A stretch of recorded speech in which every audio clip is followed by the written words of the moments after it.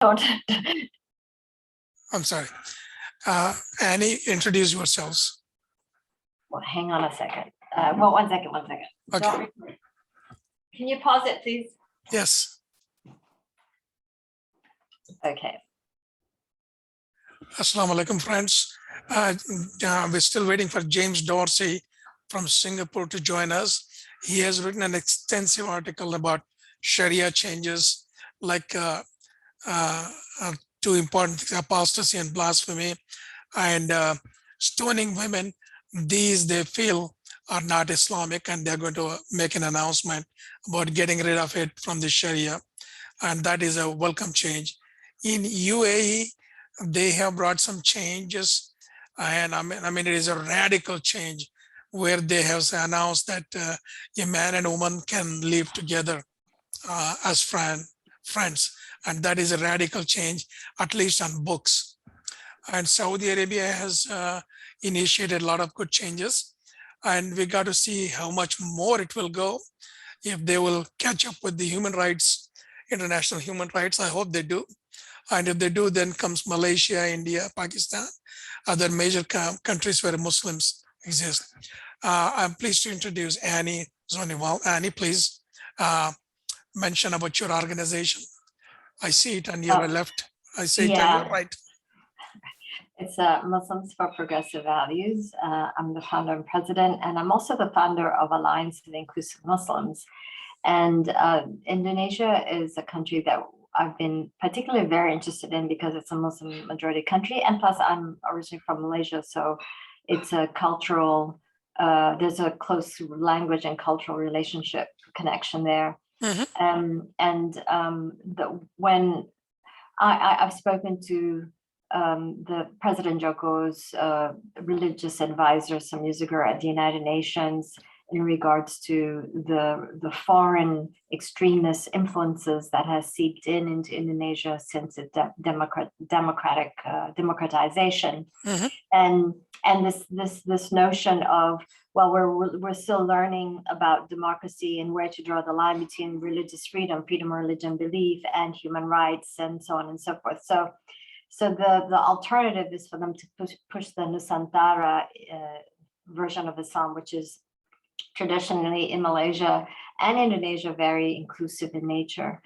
And then recently I was invited by our Indonesian partner to do a video message to send to President Joko in encouraging him to voice against the Taliban's interpretation of Islam and to uphold human rights.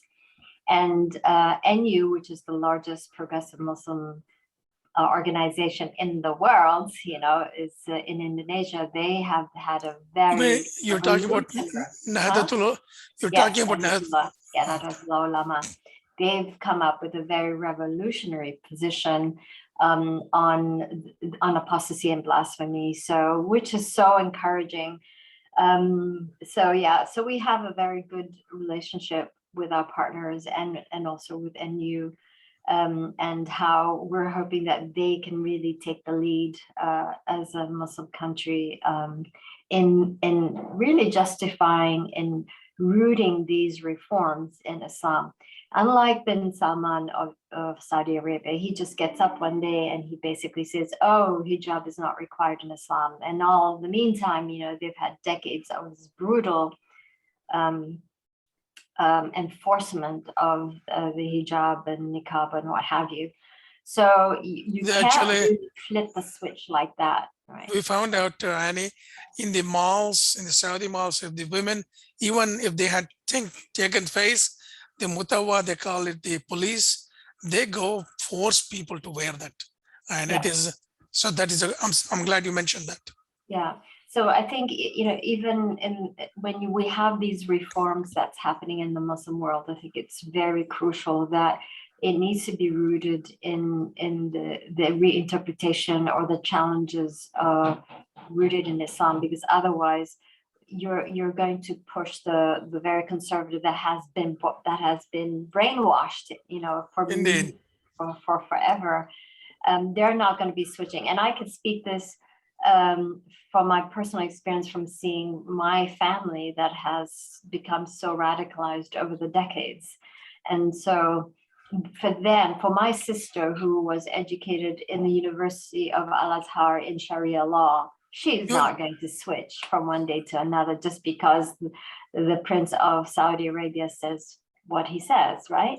Yes. And so this is the challenge that we as human rights activists, that is rooted in Islam, in our narrative and our framing. Those are the challenges that we have to that we are up against, the authority, the so-called Muslim authorities.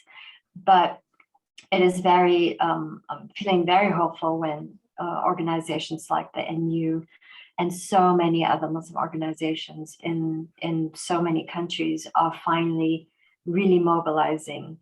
And because people are so fed up with the Salafi and with this oppressive interpretation of Islam, it is unsustainable.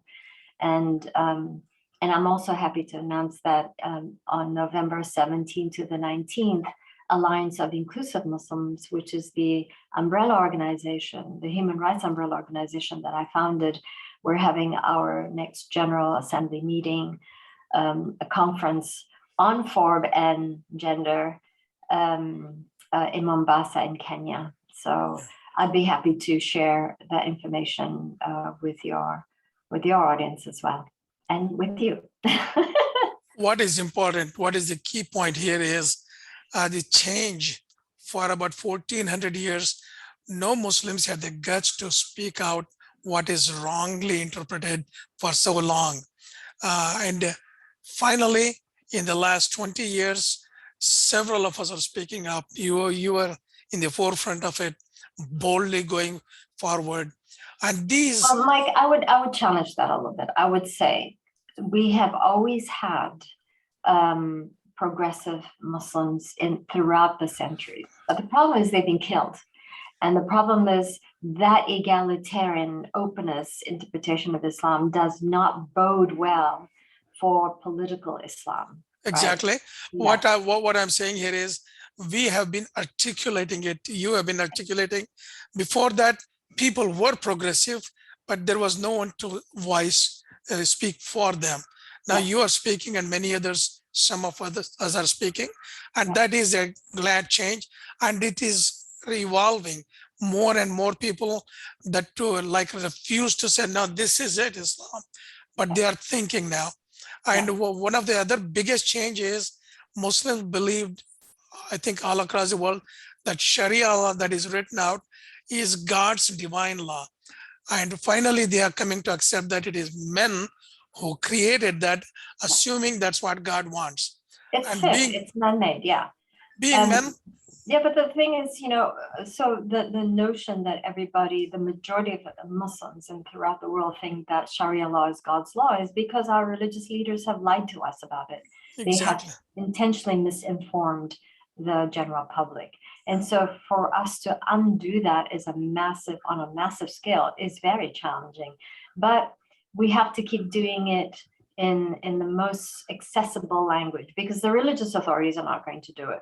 So those of us who are well-read, who are lay leaders, we can do the work when we have to do the work day in and day out. So, yes. And what you're doing with this Center for Pluralism is just equally important in challenging that authoritative narrative. Well, it allows me to challenge the Hindu traditions, the Jewish traditions, Christian traditions, and we have to shake people up, at least to think, not to follow anybody, but to think. And other big thing is the Muslims have come to learn that they have been duped in many things over a period of long time. For example, which we are going to talk in the next hour about gender equality. Women, Annie, I'm sure you have many experience to share, stories to share. I talked to several single women, and they are pissed off, sorry to use that word, at Islam, but they accept it as Islamic. They accepted it as Islamic, that the men can beat them. And they didn't like it, but well, this is what religion says. They accepted that as God wanted. Finally, we have many authors translators have changed that. And finally, they're realizing that Islam is a beautiful religion, but it has been corrupted by some interpreters. And no, they're daring challenge them now. Oh, well, in the American context, 72% of American Muslim women do not attend mosque and find spiritual inspiration outside the mosque. And this is Pew Research. 69% of American Muslim men are in the same boat. So that's just in America. And I can share some personal experiences that I've had when I've worked in the Muslim society, doing workshops in the most radicalized area. Like I've worked in Tunisia in a really radical area, and where even the United Nations doesn't go. So, and how a day of 3 days and a half of workshop with women teachers, community leaders, even the mayor of that city joined us. And it was, and how you can see their eyes light up after we've, with the scholars of Islam that we work with the feminist Tunisian scholars of Islam we work with, and how they leave the workshop feeling very empowered and having the the Islamic human rights language. This is what we call it. We're teaching you Islamic human rights language, that this is and Daraba does not mean to be. And, and you can see that's just one example, because that's the most common problem that we have in Muslim societies when it comes to violence towards women, is the gender and the domestic violence justified in the name of Islam. And so you see the women and the men also feeling very falling in love with the true Islam. And that, exactly. for me is the most basic thing I can offer anyone that I interact with, is like falling in love with the real Islam. I'm with you. I'm in the same boat as you are. Yeah. Yeah. It's a good changes are coming. Daisy Khan, you met with her, right? Didn't you? Yeah. She's I know coming. Daisy for a long time. Yeah. Yes, she's coming up with a book. It is not released yet. It's got 30 items of Muslim women's freedom given to women in Islam. I hope she comes up with that book. And I think she had talked to several, I don't want to use the word mullahs, the Talibans, and they have some of them, not the, and she classified, I think it was you or she classified Talibans in 3 categories: extreme right, who has zero tolerance, then the moderate, and some on the left who are willing to listen and change. And they are the ones that want that book. And you may want to look into that. Maybe in the coming conference in November, she can speak about that as well. Yeah. And I'm a donor to that book. I'm excited about the book, and I am definitely going to take and utilize it to the max as far as how it can be a utility for the work that we do, obviously, right? yes.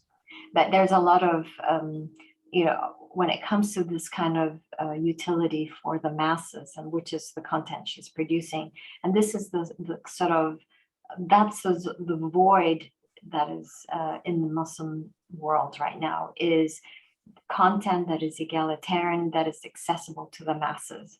Because all this intellectual discussion about equality, etc., this is all on a high level, in the PhDs and master's program, and it's among the intellect and the philosophers and scholars of Islam, and it has not filtered down to the masses. And that's what we do, and we do that in partnership with religious leaders, because the religious leaders still have the authority at the local community. So your local mosque, right, in the village, those local imams in the village are the ones that the community respects.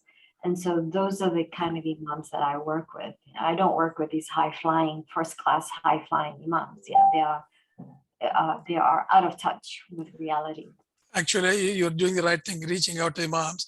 One of the issues that we talked about, I'm trying to get some funding for it, I believe Turkey is working on it, to put all these hadiths in one book and divide them into 2 parts. One is authentic, which means No hadith will say Prophet Muhammad was cursed somebody. He couldn't be cursing. He's Rahmatul Alamin. And then God is kind of evil thing, punishment kind of thing. If there is justice, that should be differentiated. Those things are put on first volume. Second volume, all the I would use called fabricated hadiths, put it there, and then give the book to these villagers, imams. Look, this is what you have been given. We are not changing anything. We're giving in two parts. One is authentic. They are unquestionable. Uh, it meets the criteria of Muhammad being the man of peace, and also Allah being just and Rahim and Rahman. These meet, but these don't meet. Once we get that out, we have to give it to the villagers. As you are doing grassroots programs, you're right. You give it to the big scholars, they listen to it, and that's the end of it. It does not filter down. But if you go to grassroots, if one village after another village, we can bring about a change. Hassan Mahmoud, you know him? Yes. He written quite a lot on Sharia, and he is doing in Bangladesh, village after village are refusing the old kind of Sharia, and he is doing that there in the go ahead. What I'm going to be doing is actually launching the AIM television on YouTube. And it's basically, so what Hassan is doing, he is privileged because he's living in the West. I'm not going to say which country. Yes. And what is really important is that for us to actually produce these contents in local languages, and so Hassan speaks a Bengali, exactly. And so he can do that, right? And so we need to tap into all the different languages and all the progressives from all over the world in the different languages and empower them and have that central television or media outlet, because this is going to be the media outlet. Like YouTube is obviously very powerful, but this would be one particular station out of all the hundreds and thousands out there, which are radical and very well funded. But this would be the one station where all the diverse voices, whether it's in English, in Arabic, in Urdu, in Tunisian Arabic, Bengali, what have you, to have the same egalitarian and human rights rooted Islam and in different languages. And this is also very important because funders can look at the station to say, oh, there's all these Muslims that actually believe in human rights. And so they can actually come to terms with the fact that these political Islam that they constantly have at the table are the problem. Yes. And, perfect example is the outcome of Afghanistan. We have been working with the wrong people. They're corrupt. And this is the result. If you were working with people who are genuine, with who are ikhlas, we would not have gotten the outcome that we have right now. Yes, we have to separate the chaff from the wheat. And this is what you are doing. And so that Muslims can at least be open to what you're saying and then think, is that what Islam is? Once they realize that Islam is egalitarian, pluralistic and inclusive, it is for the whole humankind. It is not for any specific group. And Islam is also not to rule other peoples. Islam is to make you a better human being.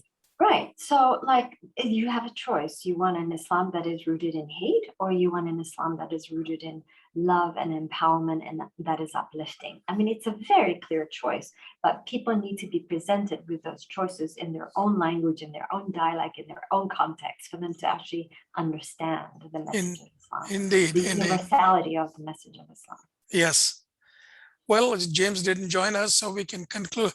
You may want to share a few things about the conference, and we can conclude it. Conference and what Progressive Muslims Values is doing around. Yeah.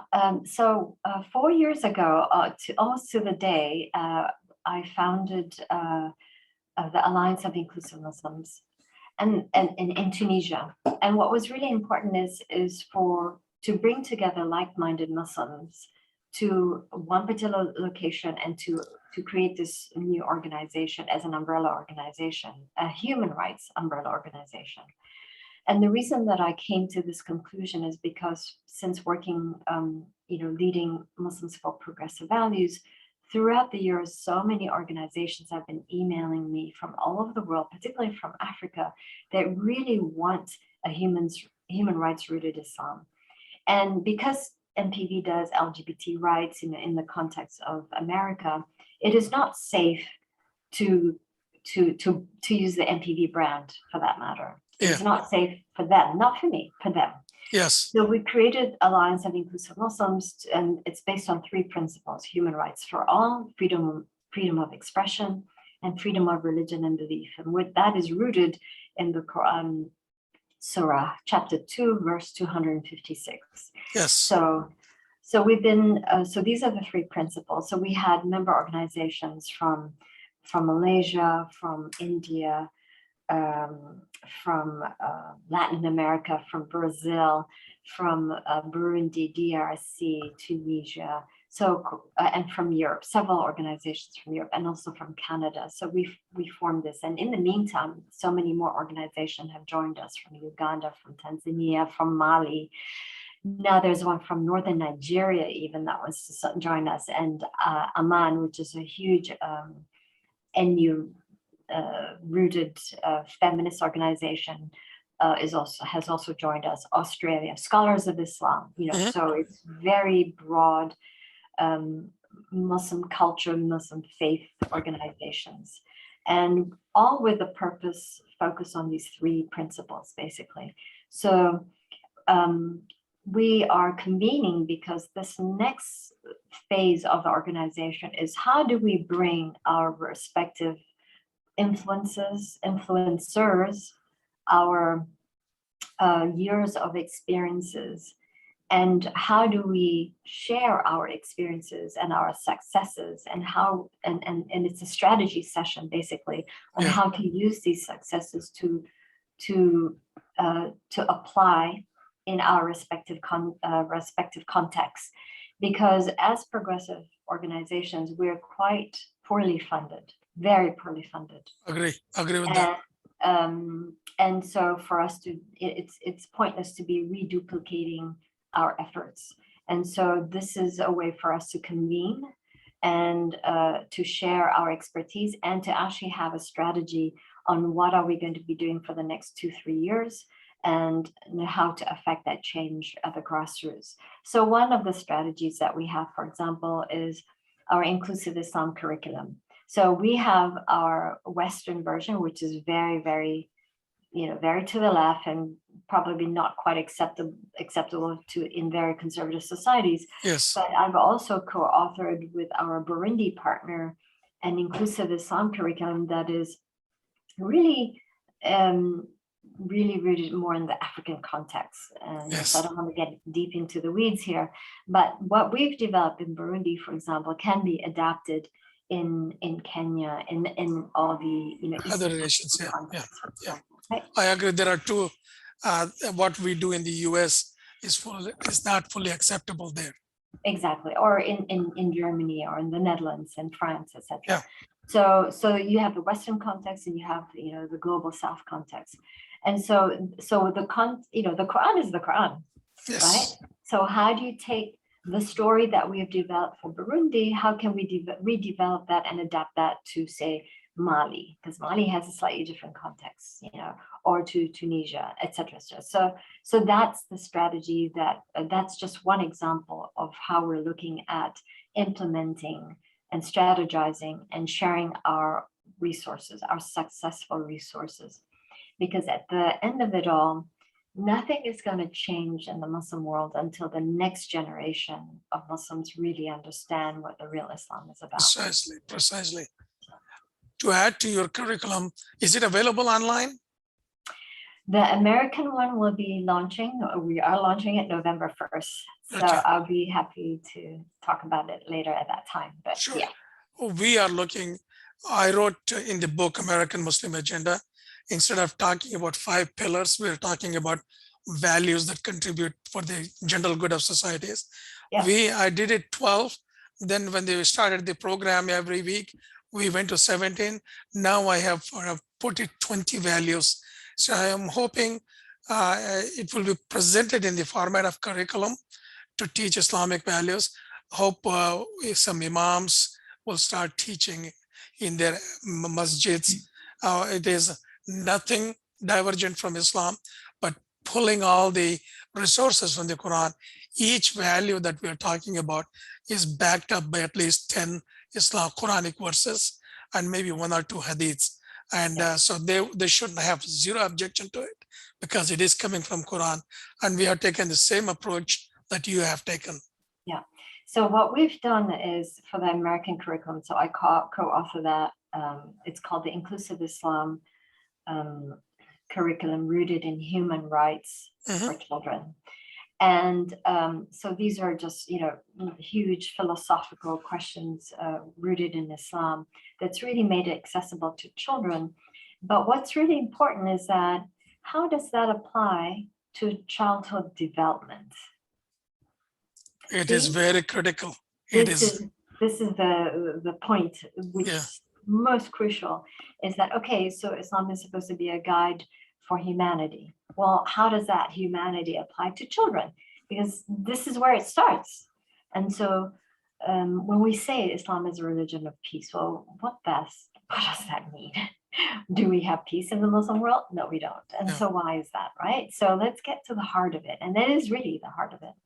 And so the curriculum that we've developed is really is going to the heart of Islam, and it's addressing environmental issues, it's addressing all these human rights issues in the context of Islam, but applying it in making it relevant to children from the prism of childhood development. The child identity. The security of the child's identity. This is so crucial. And I think a lot of the insecurities of the world, the violence, the extremism, it all comes down to the individual, the lack of individuals in, security or identity security. Fortunately for me, alhamdulillah, I was raised in a way that you can't shake my insecurities, and I credit that to my parents. And I wish, from working in the field and seeing what is, because I'm in the field a lot. Obviously, I feel very frustrated not being able to be in the field with COVID in the last, since March last year. So, but being in the field, I learned so much from the lay people, the individual, the children I interact with. And there's that a lot of these insecurities that needs to be really cared for in the most loving and compassionate way, which is what Islam is about. So that's the kind of curriculum that we've developed. And I hope, if anything, that would be my legacy when I'm long gone, that would be the change for the next generation. I think that's a good thing. That's a good curriculum. And I hope we can take it to different Islamic schools and see if they want to adapt it, because that is the right Islam for kids growing up in America. Yeah.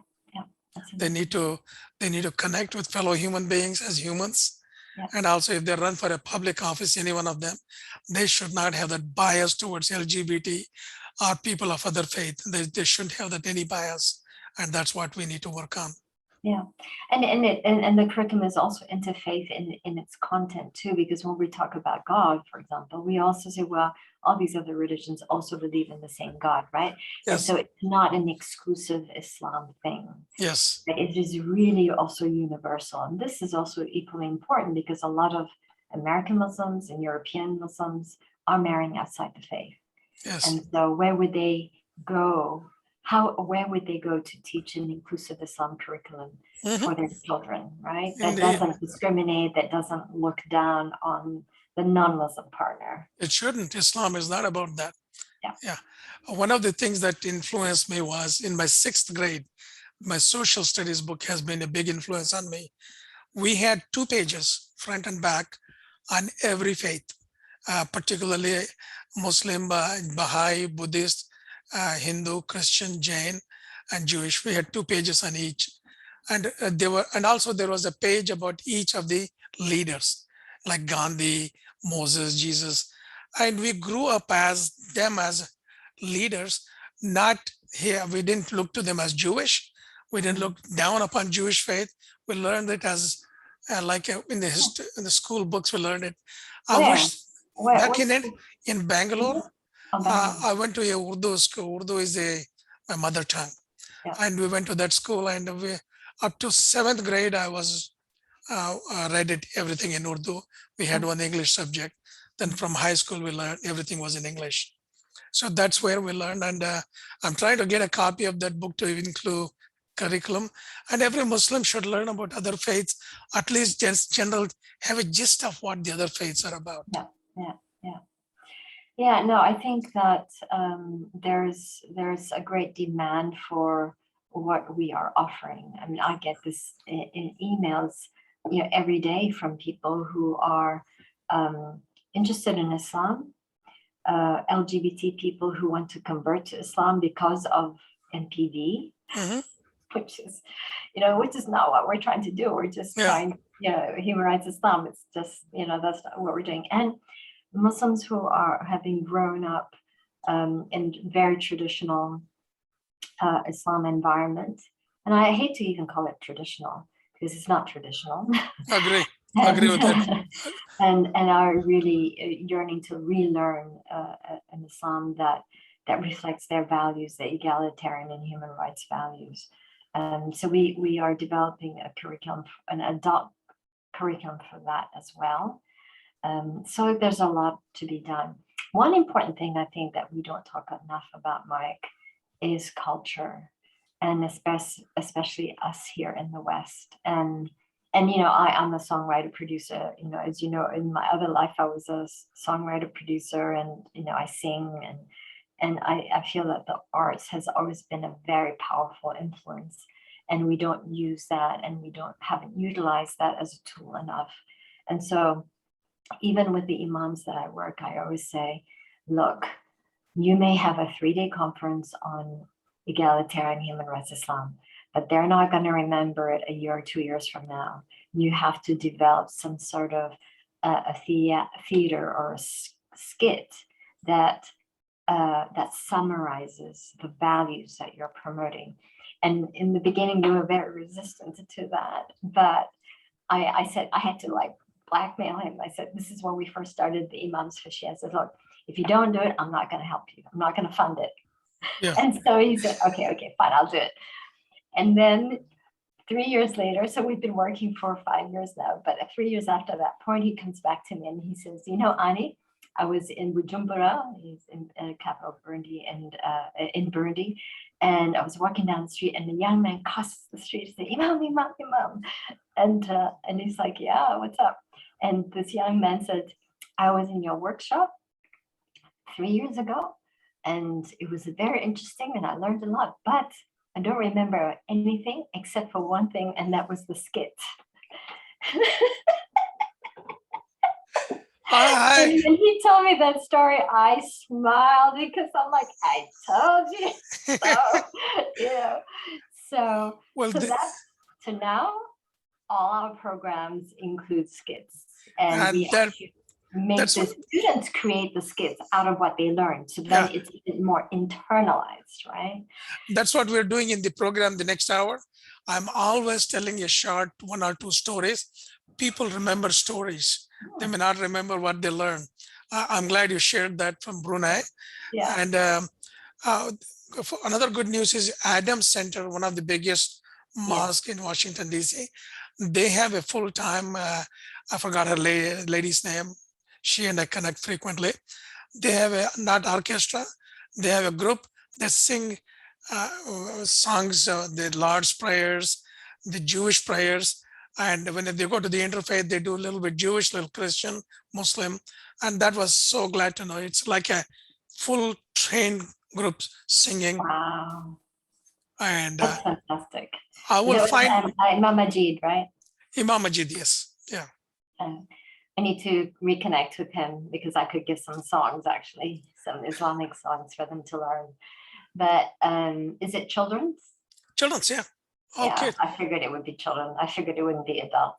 I'll get some videos from her and send it to you. Yeah. And so the one thing that I'm also developing right now, it might be a bit too premature to show, but it would be it is something to do with developing an American Muslim celebration, a culture of celebration. So, and that's going to be in an artistic form as well. Do it in DC. Huh? You want to do a small convention in Washington?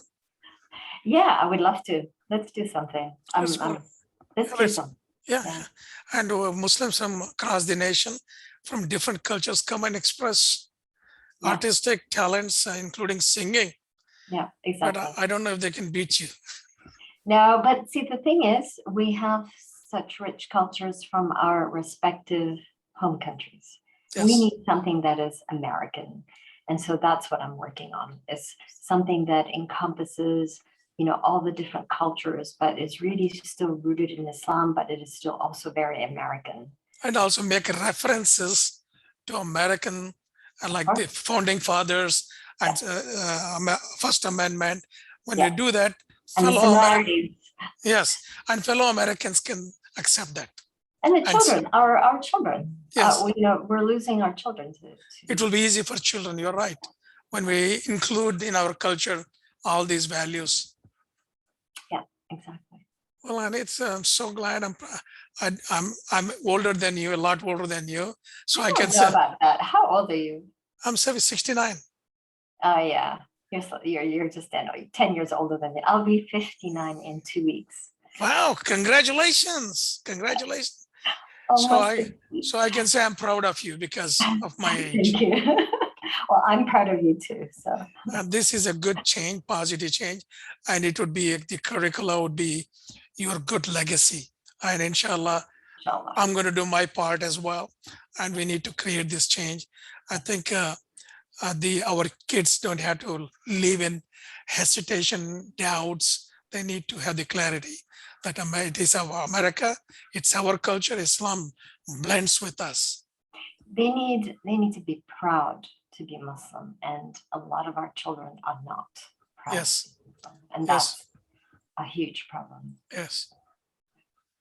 Let's change that. Yes. Inshallah. Inshallah. Yeah. Assalamu alaikum. God bless you. Yeah. And to you. Take care, Mike.